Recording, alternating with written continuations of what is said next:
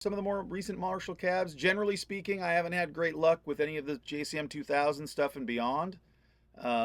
Not to say that they don't make decent ones. Obviously, there's like the 1960 TVs and the 1960 AXs, which can be good. But in terms of just the generic ones that say 1960 lead or 1960 vintage and they don't say JCM 900 on them or anything like that, with a different like badge, I've generally found those boxes to be pretty bad. I think they found a way to kind of cheap out on the stuff. And the speakers become more hit and miss. But even if the speakers are fine, if the box is bad, it's going to be bad. So I'm not saying those are terrible and no one should own them, but that was definitely an era where people kind of gravitated towards switching to other manufacturers because Marshall kind of dropped the ball for a little while on those. That's why a lot of guys started going to Mesa because Mesa still made quality cabs.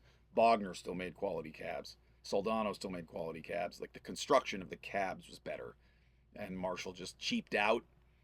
When the JCM 2000 came out, the cabs that went with them, they just kind of cheaped out.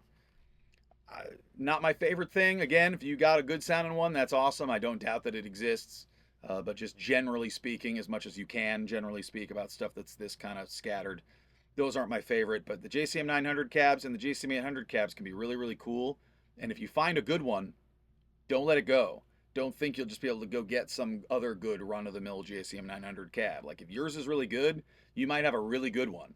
And if it's really good and you don't want to get rid of it, you can bring it over here and you can sell it to me so I can fill that hole in my childhood heart that could never afford a really nice proper cab until I just leapfrogged and went to vintage ones. So there's always going to be part of me that wants to have the best AV cab and the best 1960A cab from that era.